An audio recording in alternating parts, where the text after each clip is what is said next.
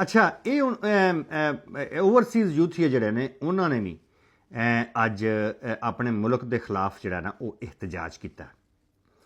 ਇਹਦੇ 'ਚ ਹੁਣ ਇਹ ਵੇਖੇ ਓਵਰਸੀਜ਼ ਪਾਕਿਸਤਾਨੀ ਜਿਹੜੇ ਨੇ ਉਹਨਾਂ ਦੀ ਤਾਦਾਦ ਤਕਰੀਬਨ 1 ਕਰੋੜ ਦੇ ਕਰੀਬ ਹੈ।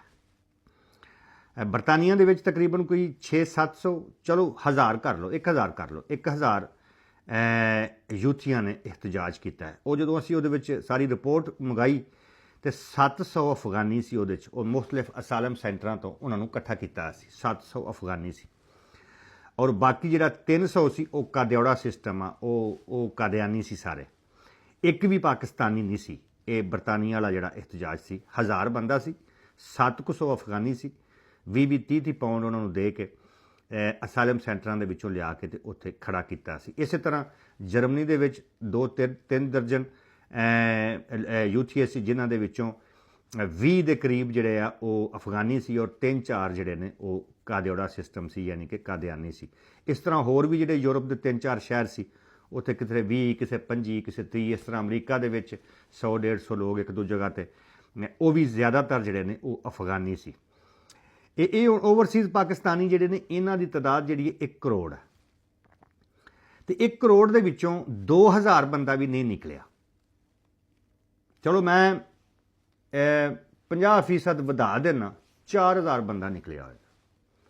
ਮਤਲਬ ਇਹ ਮੈਂ ਤੁਸੀਂ ਸਮਝੋਗੇ ਸਾਰੇ ਨੰਬਰ ਦੇ ਦੇਣਾ, 5000 ਬੰਦਾ ਕਰ ਲਓ ਯਾਰ, ਰੌਲੇ ਹੀ ਮੁਕਾਓ। ਇਹ ਹੁਣ ਪੂਰੇ ਓਵਰਸੀਜ਼ ਦੇ ਵਿੱਚੋਂ ਨਿਕਲਿਆ 1000-1500 ਹੈ, ਲੇਕਿਨ ਮੈਂ 5000 ਇਸ ਤੋਂ ਦੇ ਰਿਹਾ ਕਿ ਚੱਲ ਯਾਰ ਕੋਈ ਨਹੀਂ, ਇਨਕਲਾਬ ਦਾ ਟਾਈਮ ਹੈ, ਚਲੋ ਵੱਧ ਨੰਬਰ ਦੇ ਦਿਓ, ਕੀ ਯਾਦ ਕਰਨ ਦੇ। 1 ਕਰੋੜ ਦੇ ਵਿੱਚੋਂ 5000 ਬੰਦਾ ਨਿਕਲਿਆ। ਹੁਣ ਬਰਤਾਨੀਆ ਦੇ ਵਿੱਚ ਪਾਕਿਸਤਾਨੀ ਤਕਰੀਬਨ 15 ਤੋਂ 20 ਲੱਖ ਦੇ ਦਰਮਿਆਨ ਨੇ। ਇੱਥੇ ਹੀ ਜ਼ਰਾ ਹਿਸਾਬ ਲਾ ਲਈਏ ਨਾ, 15 ਤੋਂ 20 ਲੱਖ ਪਾਕਿਸਤਾਨੀ ਬਰਤਾਨੀਆ ਦੇ ਵਿੱਚ ਆ ਔਰ ਉਹਨਾਂ ਦੇ ਵਿੱਚੋਂ 700 ਅਫਗਾਨੀ ਔਰ 300 ਕਾਦਿਆਨੀ ਔਰ ਇੱਕ ਵੀ ਨਾ ਪਾਕਿਸਤਾਨੀ। ਇਹ ਡੁੱਬ ਮਰਨ ਦਾ ਮਕਾਮ ਨੇ। ਔਰ ਕਹਿਣਾ ਕਿ ਜੀ ਓਵਰਸੀਜ਼ ਦੇ ਵਿੱਚ ਬੜੀ ਸਪੋਰਟ ਹੈ ਖਾਨ ਸਾਹਿਬ ਦੀ, ਕਿ ਖਾਨ ਇੱਥੇ ਪੈਣ ਦਾ ਫੁੱਦਾ ਬਰਵਾਉਂਦਾ, ਮਤਲਬ ਹੈ ਪੁੱਛਣ ਵਾਲੀ ਗੱਲ ਹੈ। ਉਸ ਤੋਂ ਬਾਅਦ ਜਰਮਨੀ ਨੂੰ ਵੇਖ ਲਓ, ਤੁਹਾਨੂੰ ਪਤਾ ਜਰਮਨੀ ਦੇ ਵਿੱਚ ਕਾਦਿਆਨੀ ਜਿਹੜਾ ਉਹ ਇੰਝ ਹੀ ਜਿਵੇਂ ਕੁੱਤੀ ਸੂਈ ਆ ਪਾਕਿਸਤਾਨੀਆਂ ਦੀ, ਕਾਦਿਆਨੀਆਂ ਦੀ। ਔਰ ਉਹ ਪੂਰਾ ਮੋਹਰਾ ਪ੍ਰੋਗਰਾਮ ਹੈ, ਪੂਰੇ ਦਾ ਪੂਰਾ ਛੱਲਾ ਦੇ ਜਾ ਨਿਸ਼ਾਨੀ ਹੈ। ਉੱਥੇ ਵੀ 2-2.5 ਦਰਜਨ ਲੋਕ ਸੀ ਔਰ ਉਹਨਾਂ ਦੇ ਵਿੱਚ ਵੀ ਸਾਰੇ ਅਫਗਾਨੀ ਸੀ। ਇਸੇ ਤਰ੍ਹਾਂ ਬਰਸਲ ਦੇ ਵਿੱਚ ਵੇਖ ਲਓ, ਇਟਲੀ ਦੇ ਵਿੱਚ ਵੇਖ ਲਓ, ਫਰਾਂਸ ਵਿੱਚ ਵੇਖ ਲਓ। ਇਹ ਜਿਹੜਾ 40-50-30-40 ਲੋਕ ਔਰ ਉਹਨਾਂ ਦੇ ਵਿੱਚ ਜ਼ਿਆਦਾਤਰ ਅਫਗਾਨੀ। ਅਮਰੀਕਾ ਦੇ ਵਿੱਚ ਤੁਸੀਂ ਵੇਖ ਲਓ, ਨਿਊਯਾਰਕ ਜਿਹੜਾ ਉਹਨਾਂ ਨੇ ਕੀਤਾ 100-150 ਬੰਦਾ ਸੀ, ਉਹਦੇ ਵਿੱਚ ਜ਼ਿਆਦਾਤਰ ਮਤਲਬ ਕਿ 80-85% ਜਿਹੜਾ ਉਹ ਅਫਗਾਨੀ ਸੀ। ਤੇ ਗੱਲ ਮੁੱਕਦੀ ਇੱਥੇ ਵੇ ਕਿ 1 ਕਰੋੜ ਓਵਰਸੀਜ਼ ਪਾਕਿਸਤਾਨੀਆਂ ਦੇ ਵਿੱਚੋਂ ਟੋਟਲ ਲੋਕ ਜਿਹੜੇ ਨੇ ਉਹ 1500 ਵੀ ਨਹੀਂ ਨਿਕਲੇ, ਲੇਕਿਨ ਮੈਂ ਮਾਰਜਨ ਦੇ ਕੇ ਉਹ 5000 ਕਰ ਦੇਣਾ। ਇਹ ਕਿਸੇ ਗਿਣਨ ਮਿਥਨ ਵਿੱਚ ਨਹੀਂ ਆਉਂਦੇ। ਔਰ ਇਸ 5000 ਦੇ ਵਿੱਚੋਂ ਵੀ 4000 ਅਫਗਾਨੀ ਹੈ। ਮਤਲਬ ਮਾਰਜਨ ਅਗਰ ਦਿੱਤਾ ਤੇ ਫਿਰ ਉਹ ਵੀ ਰੇਸ਼ੋ ਵਧਾਣੀ ਹੈ। ਤੇ ਇਹ ਰੌਲਾ ਪਾਇਆ ਹੁੰਦਾ ਜੀ ਮੀਡੀਆ ਤੇ ਜੀ। ਇਹ ਹੁਣ ਮੇਰਾ ਜਿਹੜਾ ਸ਼ਹਿਰ ਹੈ ਡਬਲਨ, ਇਹਦੇ ਵਿੱਚ 12-14 ਲੋਕ ਸੀ ਜਿਨ੍ਹਾਂ ਨੇ ਇhtਜਾਜ ਕੀਤਾ। ਔਰ ਸਾਡੀ ਇੱਥੇ ਪਾਕਿਸਤਾਨ ਦੀ ਕਮਿਊਨਿਟੀ ਕੋਈ ਹੈ 35-40 ਹਜ਼ਾਰ।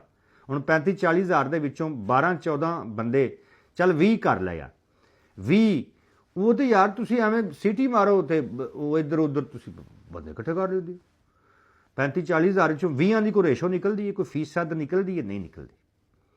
ਬਰਤਾਨੀਆ ਦੇ ਵਿੱਚੋਂ 15-16 ਲੱਖ ਵਿੱਚੋਂ 20 ਲੱਖ ਵਿੱਚੋਂ 300-400 ਦੀ ਕੋਈ ਰੇਸ਼ੋ ਨਿਕਲਦੀ ਹੈ? ਨਹੀਂ ਨਿਕਲਦੀ।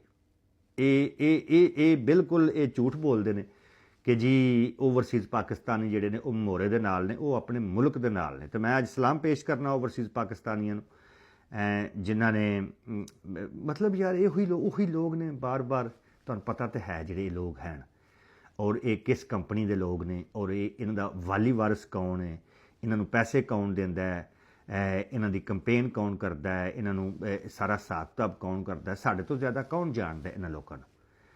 ਤੇ ਮੈਂ ਸਲਾਮ ਪੇਸ਼ ਕਰਨਾ ਓਵਰਸੀਜ਼ ਪਾਕਿਸਤਾਨੀਆਂ ਨੂੰ, ਜਿਨ੍ਹਾਂ ਨੇ ਇਹ ਫਿਤਨਾ ਔਰ ਫਸਾਦ ਦੀ ਕਾਲ ਨੂੰ ਮੁਸਤਰਦ ਕੀਤਾ ਔਰ ਉਹਨਾਂ ਨੂੰ ਨੰਗਿਆਂ ਕੀਤਾ।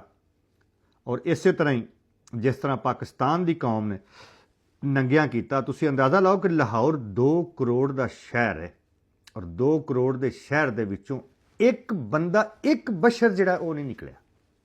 ਇੱਕ ਬਸ਼ਰ, ਪੰਜਾਬ 14 ਕਰੋੜ ਬੰਦਿਆਂ ਦਾ ਸੂਬਾ ਹੈ, ਇੱਕ ਬੰਦਾ ਬਸ਼ਰ ਜਿਹੜਾ ਉਹ ਪੰਜਾਬ ਦੇ ਵਿੱਚੋਂ ਨਹੀਂ ਨਿਕਲਿਆ, ਸਿੰਧ ਦੇ ਵਿੱਚੋਂ ਨਹੀਂ ਨਿਕਲਿਆ, ਬਲੋਚਿਸਤਾਨ ਵਿੱਚੋਂ ਨਹੀਂ ਨਿਕਲਿਆ।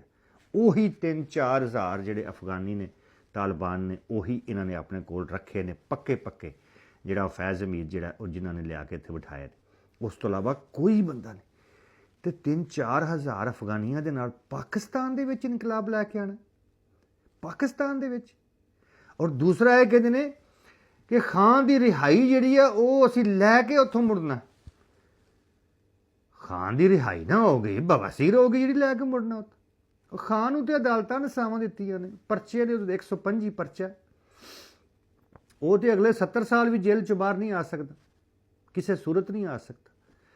ਤੁਸੀਂ ਭਾਵੇਂ ਆਪਣੀਆਂ ਭੈਣਾਂ ਚੌਕਾਂ ਦੇ ਵਿੱਚ ਨੰਗੀਆਂ ਲਟਕਾ ਦਿਓ ਔਰ ਲਟਕਾ ਕੇ ਤੇ ਉਹਨਾਂ ਦੇ ਘੂਸੇ ਕਟਾਓ, ਚੌਕਾਂ 'ਚ ਉਹਨਾਂ ਨੂੰ ਖਿਲਾਰ ਕੇ ਨੰਗਿਆਂ ਲੋਕਾਂ ਦੇ ਚੂਪੇ ਲਵਾਓ, ਫਿਰ ਵੀ ਉਹ ਰਿਹਾ ਨਹੀਂ ਹੋ ਸਕਦਾ। ਇਹ ਤੁਸੀਂ ਕਿ ਪਾਕਿਸਤਾਨ ਨੂੰ ਤੁਸਾਂ ਮੁਰਾਦ ਸਈਦ ਦੀ ਸ਼ਲਵਾਰ ਸਮਝੇ ਕਿ ਜਦੋਂ ਦਿਲ ਕੀਤਾ ਨਾਲਾ ਢਿੱਲਾ ਕਰਕੇ, ਉਂਡਿਆਂ ਕਰਕੇ ਫੇਰਾ ਸੁੱਟ ਲਿਆ ਔਰ ਅਗਾਂਹ ਨਿਕਲ ਗਏ? ਨਹੀਂ, ਇਸ ਤਰ੍ਹਾਂ ਨਹੀਂ ਹੋ ਸਕਦਾ। ਮਤਲਬ ਓਵਰਸੀਜ਼ ਪਾਕਿਸਤਾਨੀਆਂ ਨੇ ਮੁਸਤਰਦ ਕਰ ਦਿੱਤਾ, ਪਾਕਿਸਤਾਨ ਨੇ ਮੁਸਤਰਦ ਕਰ ਦਿੱਤਾ, ਤੇ ਰਹਿ ਤੁਹਾਡੇ ਕੋਲ ਪਿੱਛੇ ਭੈਣ ਦਾ ਬੁੱਧਾ ਗਿਆ। ਕੁਆਰੀ ਆਵੇ ਕੁੱਤਿਓ, ਤੁਸੀਂ ਇਨਕਲਾਬ ਲੈਣ ਆਏ ਸੀ ਤੇ ਤੁਹਾਡੀਆਂ ਭੈਣਾਂ ਤੇ ਖੋਤਾ ਛੱਡਾਂ ਮੈਂ ਨਿਊ ਜਰਸੀ ਦਾ। ਅਸੀਂ ਇਨਕਲਾਬ ਲੈ ਕੇ ਆਣਾ, ਲੈ ਲਿਆ ਇਨਕਲਾਬ, ਇਹ ਮੇਰਾ ਲੌੜਾ ਇਨਕਲਾਬ ਤੁਸੀਂ ਲੈਣਾ। ਭੈਣ ਦੀ ਫੁੱਦੀ ਆਵੇ, ਉਹ ਇਨਕਲਾਬ ਇੰਝ ਜਾਂਦੇ ਨੇ, ਇਸ ਤਰ੍ਹਾਂ ਇਨਕਲਾਬ ਆਉਂਦਾ। 3-4 ਹਜ਼ਾਰ ਅਫਗਾਨੀਆਂ ਦੇ ਨਾਲ ਪਾਕਿਸਤਾਨ 'ਚ ਇਨਕਲਾਬ ਲੈ ਕੇ ਆਣਾ, ਤੁਹਾਡੀ ਭੈਣ ਦੇ ਫੁੱਦੇ 'ਚ ਲੁੱਲ ਮਾਰਾਂ। ਤੁਹਾਨੂੰ ਪਤਾ ਪਾਕਿਸਤਾਨ ਦੀ ਫੌਜ ਜਿਹੜੀ ਹੈ ਦੁਨੀਆ ਦੀ ਬਿਹਤਰੀਨ ਫੌਜ ਹੈ, ਪਾਕਿਸਤਾਨ ਦੀ ਏਜੰਸੀ ਜਿਹੜੀ ਹੈ ਪੂਰੀ ਦੁਨੀਆ ਦੀ ਬਿਹਤਰੀਨ ਏਜੰਸੀ ਹੈ, ਔਰ ਤੁਸੀਂ ਕਹਿੰਦੇ ਹੋ ਅਸੀਂ ਉੱਥੇ ਇਨਕਲਾਬ ਲੈ ਕੇ ਆਉਣਾ 3-4 ਹਜ਼ਾਰ ਅਫਗਾਨੀਆਂ ਦੇ ਨਾਲ।